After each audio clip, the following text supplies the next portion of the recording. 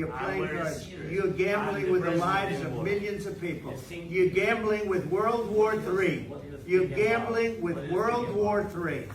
And what you're doing is very disrespectful to the country. Quando la diplomazia diventa un braccio di ferro, il confronto si trasforma in scontro.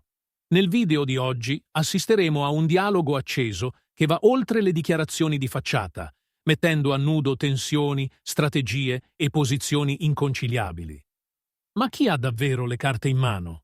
E quanto conta la gratitudine in politica internazionale? Scopriamolo insieme. Yes, Conte. Yes, but after that, he broke this ceasefire. He killed our people, and he didn't exchange prisoners. We signed the exchange of prisoners, but he didn't do it.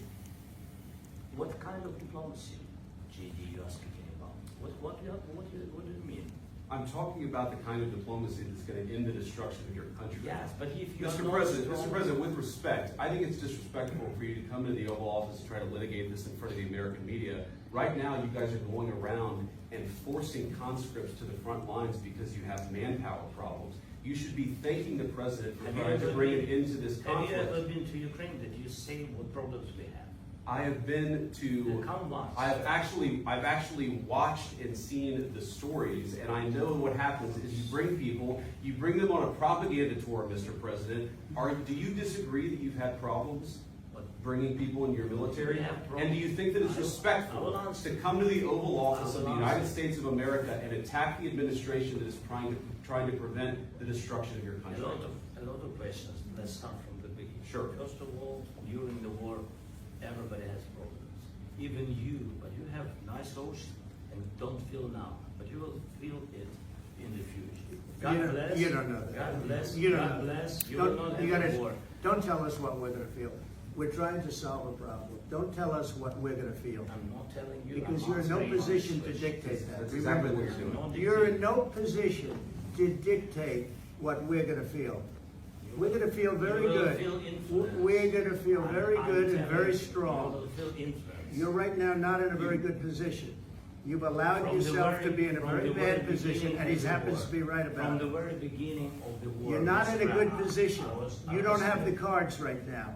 With us, you start having cards. But right now, you don't. Yeah, you're playing cards. You're playing cards. You're gambling with the lives of millions of people. You're gambling with World War III. You're gambling with World War III. And what you're doing is very disrespectful to the country, this country. It's back to you. Far more than a lot of people said they should have. Have you said thank you once? This entire meeting? No, in this entire meeting, you said thank you. You went to Pennsylvania and campaigned for the opposition in October. Offer some words of appreciation for the United States of America and the president who's trying to save your country. Please, you think that if you will speak very loudly about the war, He's not speaking loudly. He's not speaking loudly. Your country is in big trouble. Wait a minute. No. You've done a lot of talking. Your country is in big trouble. I know. You're not winning. You're not winning this. You have a damn good chance of coming out okay because of us. Mr. President, we are staying in our country, staying strong from the very beginning of the war. We've been alone. And we are thankful. I said thanks. You haven't been alone. You haven't been alone. We gave you, through this stupid president, $350 billion. We gave you military equipment, and your men are brave, but they had to use our military. If you didn't have our military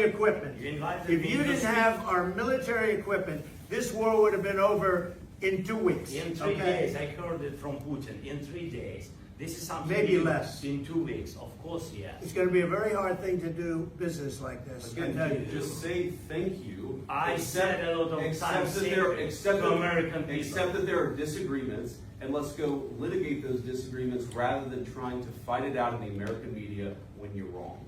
We know that you're wrong. But you see, I think it's good for the American people to see what's going on. I understand. I think it's very important. That's why I kept this going so long. You have to be thankful. You don't have the cards. You're buried there. Your people are dying. You're running low on soldiers. Listen, you're running low on soldiers. It would be a damn good thing. And then you tell us, I don't want a ceasefire. I don't want a ceasefire. I want to go and I want this.